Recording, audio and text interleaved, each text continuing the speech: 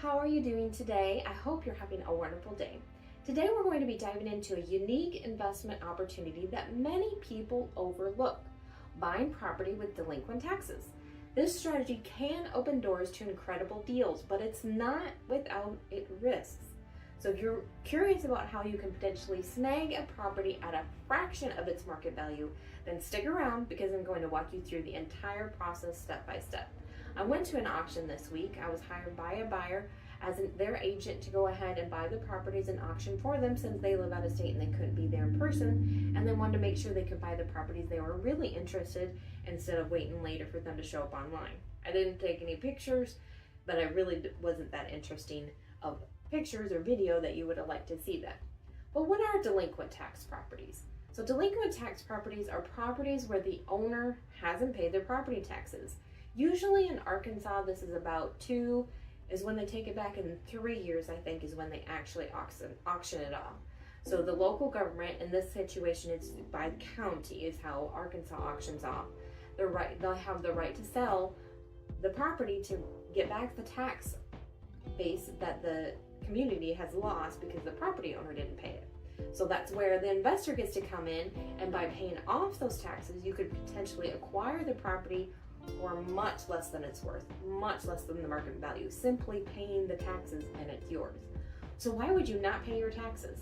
Well, most often this is because people pass away, and whoever inherits the property either doesn't know about it or doesn't bother to go through the probate process. So usually that means that they think they can't afford it. They can't pay it outright for that probate process. And if it's a lot, oftentimes it's really not worth it. So they just let it go back to the state. And there may be some people that forgot about it or they missed the tax bill. I recently had an owner that their property went back for taxes and somebody actually bought it and they were able to rebuy it, so it all worked out okay. But they thought they had paid the taxes. They paid the taxes on their house regularly, but they missed the lot next door. So it could be a simple error that allows this to happen, and an investor is the person that gets the good fortune of picking up from that error. Now, there are definitely risks involved, and so before you get too excited, it's important to understand the properties are being sold as is, meaning you're taking any issues with the property it might have, like liens, or if it does have a house on it, there may be structural problems, or even people still living there that refuse to leave. So we'll go over how to mitigate these risks, but it's crucial to keep them in mind before you start bidding. So there's something to think about. First of all, is the type of deed that you're going to be getting when you buy this property at auction is called a limited warranty deed. That's because the only person that's giving you deed is the state, the Commissioner of State Lands. Now, if you were buying a property direct from the owner, you would be getting a general warranty deed. That's the best type of deed you can get. Now, for a difference in explanation, if you bought a house or a piece of land on foreclosure, you would get a special warranty deed. Now, both for the general warranty deed and a special warranty deed, you're going to be able to have no problem selling that. You'll be able to get title insurance, turn around, sell it, you can sell it tomorrow, and there'll be no issue. But with a limited warranty deed, you have to understand that you're only getting it from the last owner. So the person who stopped paying taxes on it is not selling the land to you. They are not giving their interest owner over to you. So that's why it's just limited to that last person. So because that prior owner has interest, the title insurance companies are not going to insure this property. In fact, they've told us that on these properties, it'll be 15 to 20 years before they will insure that property. So that is the most important thing, I think, that you need to know about buying the property from a delinquent tax sale. Now, if you get a foreclosure, you may have tenants, as you may have seen me before talk about how I bought a property with tenants in it and how difficult it was to get rid of them. So that's definitely something you want to consider if there is a house there, because you're going to be paying considerably more than taxes, just the taxes due if you're buying a house. For example, I think the highest thing I saw go yesterday was $33,000. And I assume there's a house on there. I didn't look up the parcel to know, but the taxes were only $1,800. So obviously if someone is going to pay that much more than the taxes due, you would think there would be a house on there. And hopefully it's vacant, because I wouldn't want to deal with the occupants having to get them out. So just as important that you understand that if you're planning on flipping this property, we get a lot of calls about people that have just bought their land on a tax sale and want to list it for sale.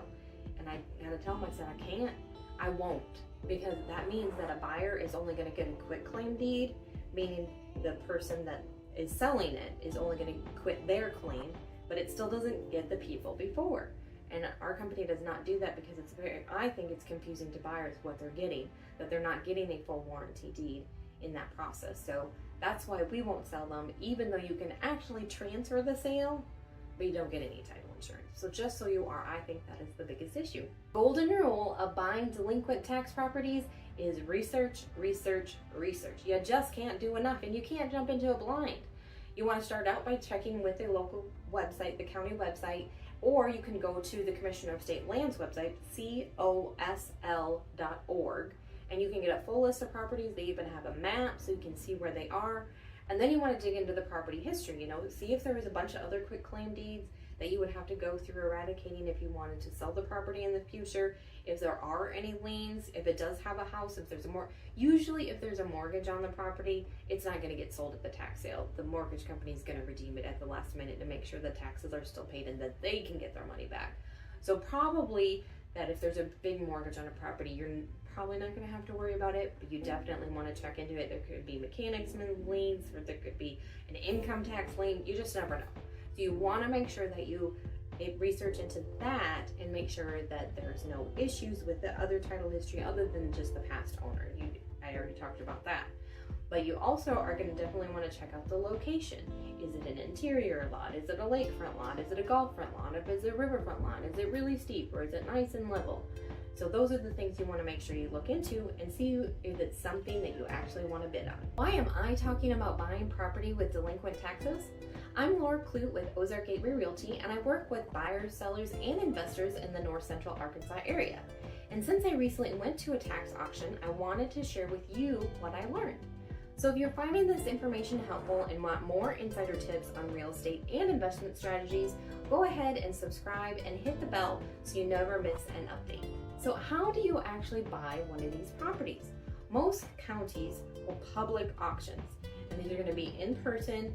In Arkansas, they do the public auction first, and 30 days after that auction, if there is properties that didn't sell that nobody bid on, then they put it online and you can bid that way. So you'll need to register before the auction and be prepared to pay in person. So when I called, make sure the day before to make sure that I had everything in order, that I wasn't going to be late. You have to go an hour before the auction to register and get your number. You also have to have some form of payment. Obviously, they don't accept cash, but all other types of payments are accepted. And you also have to be aware of what you're buying and that you're going to get a limited warranty deed. So once you've done your homework and you've chosen your property, it's time to place your bid. And it's pretty average auction when you get there. He says the number of the property, and that's the other thing that you want to be aware of is normally when I do property, I think of the parcel number, maybe the legal description, the owner's name. Well, they have an item number, and that's the order that they go in for the properties. And when they're doing the auction, they only go by the item number. They don't read any of the other information on except what the taxes are due. So you want to make sure that you have the item number so you know exactly which one that they're bidding on and if it's the one that you want to be bid on.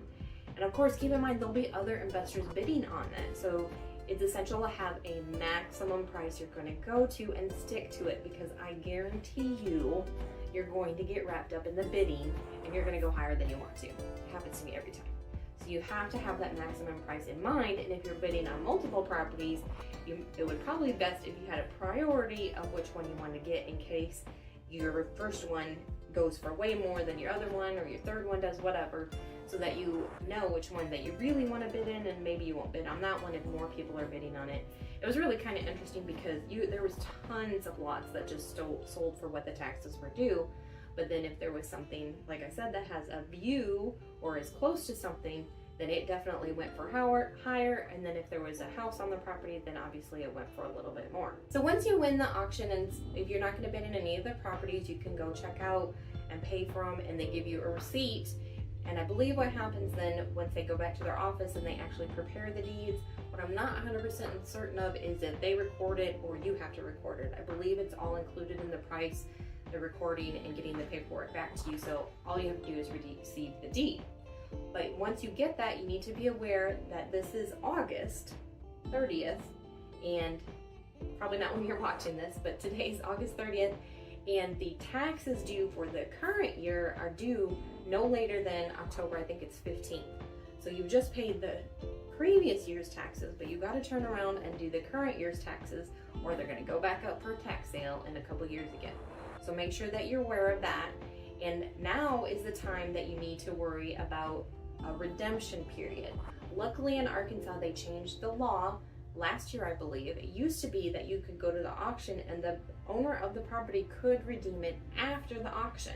So you've gone to the auction, you bid on it, you won it, you paid for it, and then the seller takes it back. So you gotta wait 30 days for your money to come back.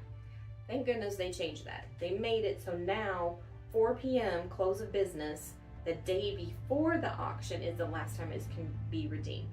So now you know, once you win the bid and you paid for it, it's yours. As long as there's nothing that happens, there could be a technicality, but for the majority of it, it's gonna be yours. So make sure that you're aware of that in any other areas. There could be other redemption periods, and that the owner can still pay off their debt and get their property.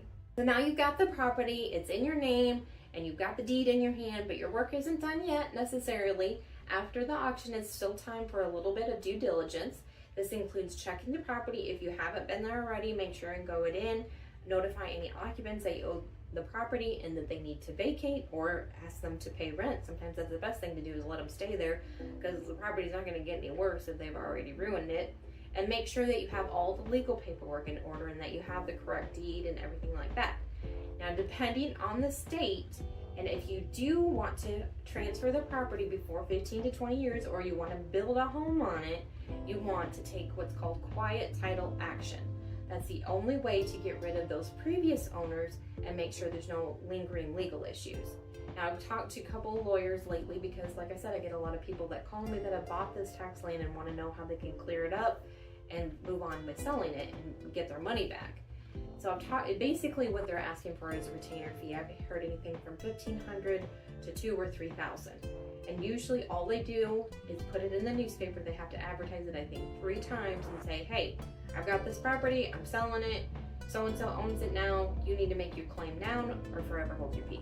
So that's essentially what it costs to do the quiet title, but you would want to contact a local in the area where you bought it so they have access to the newspapers and whatever issues the local area requires for that quiet title action, and then you'll have a free and clear title. But it is going to cost you a little bit more than whatever you paid at the auction. So is buying property with delinquent taxes worth it? It can be, but it really depends. For those willing to put in the time and effort to research and make sure they understand the risk and navigate that auction process, because it can be a little bit scary, it can be a lucrative investment, but it's not for everyone. So if you're up for the challenge, this could be your ticket to acquiring real estate at a significant discount. If you're looking for more investment advice, check out this video I did, Are You a Good Landlord? Thanks for watching and have a blessed day.